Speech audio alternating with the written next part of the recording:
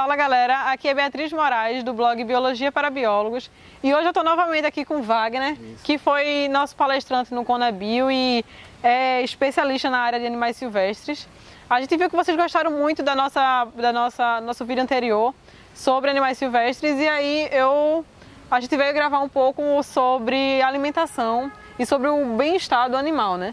A gente sabe que todo animal, uma das questões mais importantes para o animal se sentir bem, estar bem no ambiente, é a questão da alimentação, né, Wagner? Exatamente. É uns pontos que a gente discute muito, tanto em palestras, mini cursos e no dia a dia, é sobre a questão de alimentar ou nutrir, né? Muitas vezes a gente fornece alimentação demasiada para os animais e acha que ele está bem, quando na verdade ele está alimentado e não está nutrido.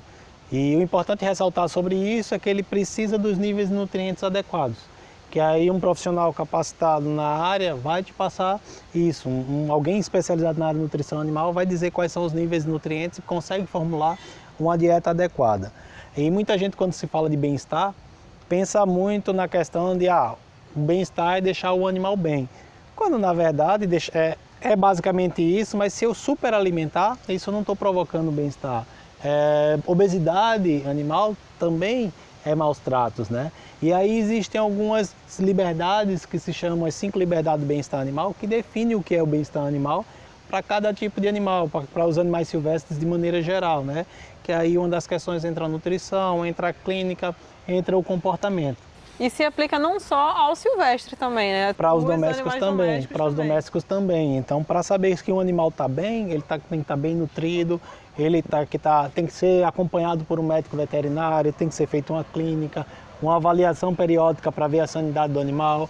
O animal tem que exercer o comportamento natural dele, então se é uma ave, por exemplo, tem que permitir que ela voe. E aí tem muita gente que vai questionar agora, e a para das asas, das penas das asas?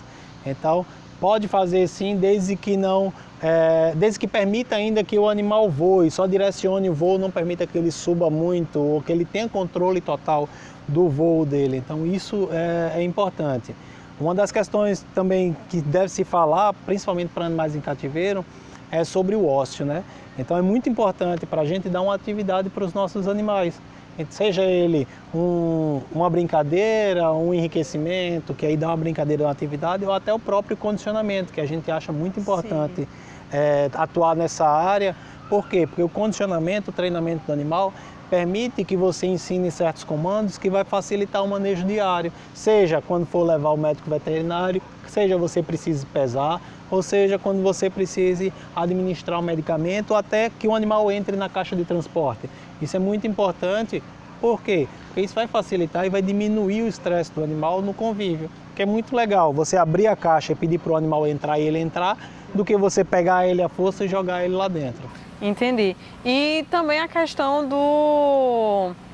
até da ave, por exemplo, você tem um falcão, é melhor você condicionar ele a lhe obedecer, a voltar, mesmo voando, ele ter você como referência, do que cortar as asas de uma ave, né? Exatamente. No caso de aves de rapina, a gente recomenda que todas elas, mesmo que sejam utilizadas como pet, que iniciem o treinamento com técnicas de falcoaria. Por quê?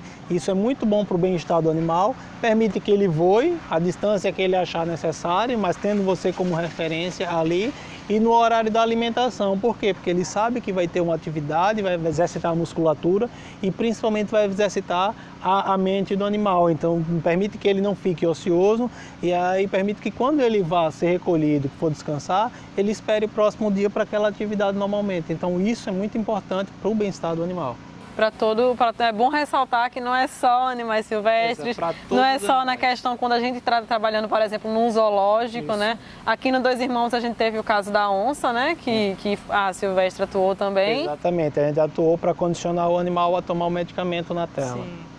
E todos os outros. Você ter um cachorro e achar que você atolando ração, ele vai estar alimentado, não é exatamente assim. Tem que estar uma alimentação equilibrada nos níveis adequados. E uma outra questão também, principalmente de cães e gatos, é que todos eles precisam de atividade, né?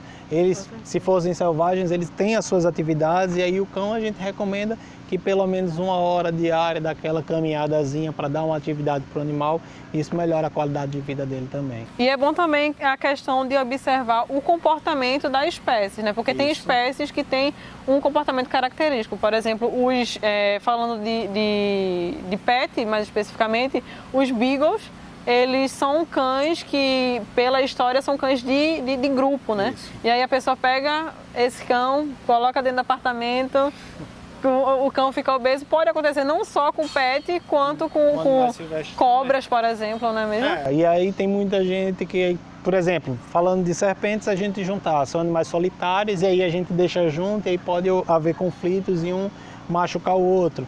E quando a gente fala também de aves, vamos dizer, psitacídeos, que são animais de grupos, começam a viver sozinho e aí o grupo dele termina sendo você e há uma interação fixa, até uma certa possessividade do animal por você, tornando-se até agressivo com outras pessoas. Então isso tem que ser observado no comportamento diário e algumas questões têm que ser quebradas e aí, caso você não tenha o conhecimento necessário, procurar os especialistas que vão atuar nessa área e vão ajudar para poder resolver determinados problemas. E é importante também essa questão de psitacídeos, por exemplo, mesmo que tenha proximidade com o humano, esse animal ele está livre para expressar o que é característico dele, da espécie dele, não tentar humanizar exatamente o animal, né? Exatamente, é muito importante a gente tentar manter as características naturais do animal.